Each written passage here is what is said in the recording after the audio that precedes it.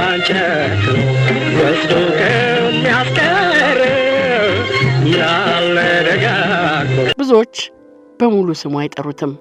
አንዳንዶች ደግሞ ከቅጽል ስሙ ውጪ ያውቁትም።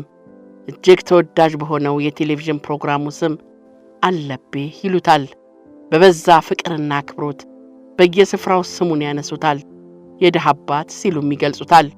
አለባቸው ተካ በዛ የወርቃማው ትውልድ ዘመን 1990ዎቹ በየሳምንቱ እሁድ ከረፋዱ 5 ሰዓት ላይ ከልጅ እስከ አዋቂው በየቴሌቪዥን መስኮቱ ላይ አይኑን ተክሎ በጉጉት የሚጠብቀው የቴሌቪዥን ፕሮግራም አዘጋጅ ነበር።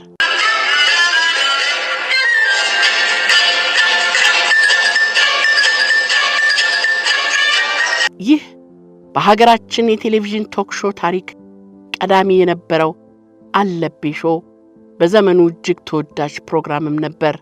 ለየት ያለው የፕሮግራሙ መግቢያ በብዙዎች ዘንድ አይረሴ ትዝታ አለው።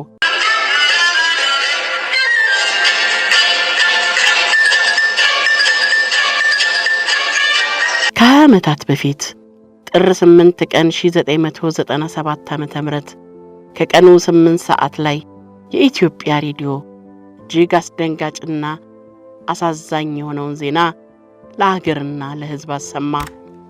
ተወዳጁ ኮሜዲያንና የቶክ ሾው አዘጋጅ አለባቸው ተካ በደረሰበት የመኪና አደጋ ሕይወቱ የማለፉ አሳዛኝ ዜና በሬዲዮ ተነገረ።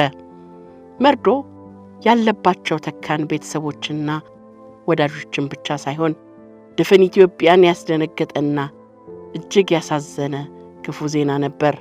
አደጋው በደረሰ ወቅት አለባቸው ከፕሮዳክሽን ባለሙያዎቹና ከሥራ ባልደረቦቹ ይልማ ቀለመወርቅና ኤፍሬም ደስታ ጋር ከአዲስ አበባ ተነስተው ወደ ጅማ እየተጓዙ እንደነበርና የመኪናው አሽከርካሪ ራሱ አለባቸው መሆኑን ዜና አንባቢው ገለጸ።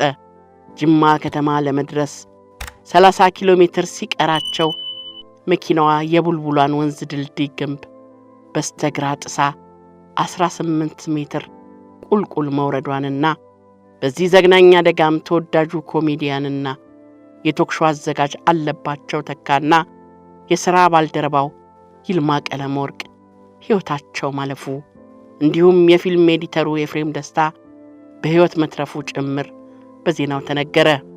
ይህ ዜና በድፍን ሀገሩ የሚወደደውንና የድሃ አባት እየተባለ የሚጠራውን የተወዳጁን ኮሜዲያንና የቶክ ሾው አዘጋጅ አለባቸው ተካን ሕልፈት ለሀገሬው ያረዳና የብዙዎችን ልብ የሰበረ እጅግ አሳዛኝ ዜና ነበር። እንኳን ጨክኖ ወስዶ ከሚያስቀር ያለ ደጋግሞ በጠይም ፊቱ ላይ ፈገግታ የማይነጥፍበት ሳቅ አፍላቂው አለባቸው ያልደረሰበት ስፍራ ያልጎበኘው ቤት ያልገባበት ጓዳ አልነበረውም። እሱ ብዙዎች ቤት የሚደርሰው በገንዘብ ብቻ አይደለም። አይዟችሁ ማለት ብቻም አይበቃውም። ተስፋ ለቆረጡ ሰዎች ተስፋ መስጠትንና ደስታ በቤታቸው እንዲሞላ ማድረግን ያውቅበታል። አንድ ቦታ ቆሞ ብዙ ቦታዎች ላይ መድረስ የሚችል አስገራሚ ሰው ነበር።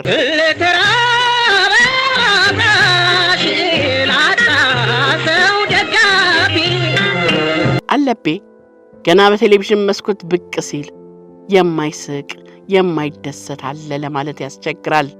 ምክንያቱም እርሱ የባለ ብዙ ተስጦ ባለቤት ነውና ክራርና ማሲንቆን ጊታርና ኦርጋንን በመጫወት ሰዎችን ማዝናናትን ይችልበታል። ከፍ ሲልም በድምፁ ያንጎራጉራል። ግጥም በመደርደርም ማንም አያክለውም። እሱ ተፈጥሮ ባደለችው ልዩ ተስጦ ሰዎችን ማዝናናትና ለተቸገሩና ተስፋ ላጡ ሰዎች ሁሉ መድረስን ታድሏል። ያሰኛል አንዳንዱን ዳግመኛ ቢፈጠር።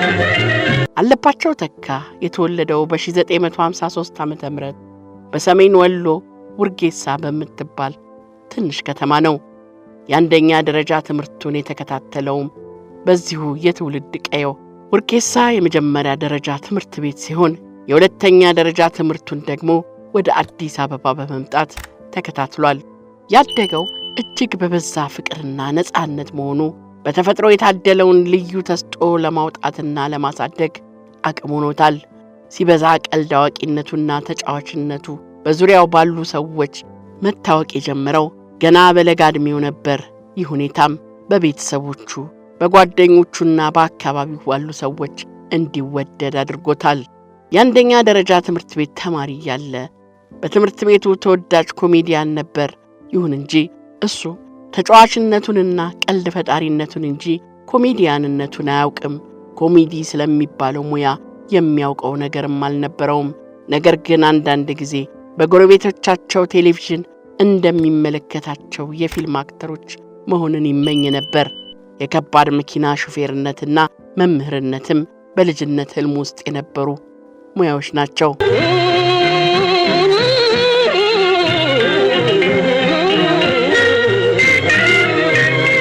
ቀናት ወራት ዓመታትን እያስቆጠሩ አለባቸው በአካልም በአእምሮም እያደገ ሲሄድ የልጅነት ህልሙን ትቶ የኮሜዲያንነት ልምዱን ወደ ተግባር ቀይሮ በዘመናዊ መልኩ አሳድጎት ሙያው አደረገው። በዚህም አዲስ ነገር በራሱ ፈጠረ። በኢትዮጵያ የመጀመሪያ የሆነውንና በየሳምንቱ በኢትዮጵያ ቴሌቪዥን የሚተላለፈውን አለቤ ሾው የተባለውን የቴሌቪዥን ቶክ ሾው አዘጋጀና ለህዝብ አቀረበ።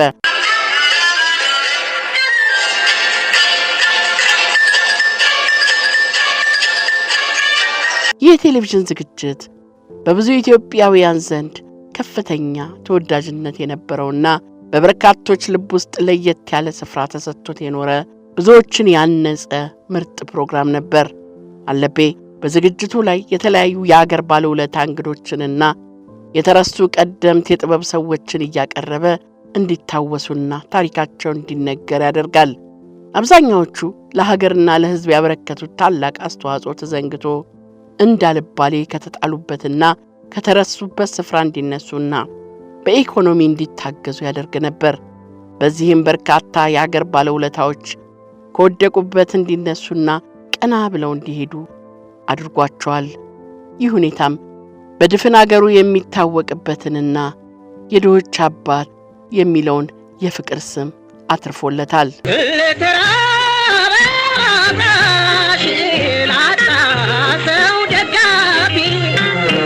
አለባቸው ተካ በኢትዮጵያ የኮሜዲ ሙያ ታሪክ ውስጥ ታላቁን አሻራ ካኖሩት መካከል አንዱ ነው። እርሱ የኮሜዲ ሥራ እንዲዘምንና እንዲተዋወቅ ካደረጉ ፈርቀዳጆች ተርታ የሚሰለፍ ነው። እንደውም የመጀመሪያ የሚባል ስም የተሰጣቸው ከባልደረባው ልመን ታደሰ ጋር በመሆን ስታንዳፕ ኮሜዲ እንዲጀመር ምክንያት በመሆናቸው ነው። በኮሜዲ በኩል ስራን በዓለም ጭምር መሸጥ እንደሚቻል ከሀገር ውስጥ በተጨማሪ ወደ ሌሎች ሀገራት በመሄድም አሳይቷል። አለባቸው ኮሜዲያን ብቻ አይደለም፣ ተዋናይ የመድረክ መሪም ጭምር እንጂ። እርሱ የያዘው መድረክ በሳቅ እንጂ በሐዘን አይዘጋም። ሁሉም የደስታ ስሜቱን ይዞ ወደ ቤቱ እንዲገባ የሚያደርግ ነው። በምድር ላይ እንዳለ ለሰራው ደግነት ያለባቸው የደግነት ጥግ ሰርጉን ሳይቀር በድሆች ያሸበረቀ እንዲሆን አድርጎታል። በእርግጥ በጊዜው ካለው ታዋቂነት አንጻር የሚያጅበው በርካታ ሰው ያጣም ነበር። በስራው ሳቢያ ተዋውቋቸው ወዳጅ ያረጋቸው በርካታ አንቱታን ያተረፉ ጓደኞቹና ባለሀብቶችም በሰርጉ ላይ ተገኝተው ሰርጉን የሚያደምቁለት መሆኑ የሚጠበቅ ነበር። ሆኖም የእርሱና የባለቤቱ ምርጫ ሰርጋቸው ከድሆችና አቅመ ደካሞች ጋር እንዲሆን ስለነበር ይህንኑ አደረጉ። ስለ አለባቸው ተካ ብዙ ሰው ቢጠየቅ ከኮሜዲያንነቱ በላይ በጎ አድራጊነቱ ሲናገር ጎልቶ ይሰማል። የደግነት ትርጉሙ በአግባቡ የሚገለጽበት፣ የሰው ችግር የሚያመው የለኝም ማለት የማይችል ለራሱ ከመኖር ይልቅ ለሌሎች መኖርን የሚመርጥ የደግነት ጥግ ነበር ይሉታል። ሞት እንኳን ጨክኖ ወስዶ ከሚያስቀር ምን አለ ደጋ። ይህ የብዙዎችን እንባ ያበሰ፣ ስለ ብዙዎች ቆሞ ያነባ፣ ህመማቸውን የታመመ ደግ ሰው ለዶክመንተሪ ፊልም ሥራ ወደ ጅማ ለመሄድ ከቤቱ ሲወጣ ወደ ቤቱ እንደሚመለስና ከሚወዳቸው ባለቤቱና ልጆቹ ጋር እንደሚገናኝ አምኖና ተስፋ አድርጎ ነበር። ሆኖም ጥር 8 ቀን 1997 ዓ.ም የቀን ጎዶሎ ሆነበትና ድንገት በተፈጠረ የመኪና አደጋ በ44 ዓመቱ ሕይወቱን አጣ። የቀብር ስነ ሥርዓቱ በተፈጸመበት ዕለትም የድሆች አባት የሚባለውን ደግ ሰው በማጣቱ እንባውን ያላፈሰሰ ሰው አልነበረም። በርካቶች ሐዘናቸው በርትቶ ለወራት ልክ እንደ ቤተሰብ ጥቁር ለብሰው አዝነውለት ነበር። ያሰኛል አንዳንዱን ዳግመኛ ቢፈጠር አለባቸው ከዚህ ዓለም በሞት በተለየ 10ኛ ዓመቱ ላይ ሙት ዓመቱን ምክንያት በማድረግ በመጋቢት ወር 2007 ዓ.ም በተዘጋጀ መድረክ ላይ ያለባቸው የመድረክ አልባሳትና ፎቶግራፎቹ፣ ዋንጫዎቹ፣ መጽሔቶችና ሕይወቱን የሚዳስስ ዘጋቢ ፊልም ተማሪዎች እንዲያውቁትና እንዲመራመሩበት ለትውልድ እንዲያሻግሩት በሚል ለጥናትና ምርምር ተግባራት ግብዓት እንዲሆን በማሰብ ለአዲስ አበባ ዩኒቨርሲቲ የኢትዮጵያ ጥናትና ምርምር ተቋም ሙዚየም ተሰጥቷል። ይህ በአገራችን ታሪክ ለዘመናዊ ኮሜዲና ለቶክሾ ዝግጅት በቀዳሚነቱ የሚጠቀሰው ታላቅ ሰው ዘመንን በተሻገሩ ሥራዎቹና በደግነቱ ዛሬም ድረስ ሲታወስ የሚኖርና ጊዜ የማይዘነጋው ታላቅ ሰው ነው። ሞት እንኳን ጨክኖ ወስዶ የሚያስቀር ምን አለ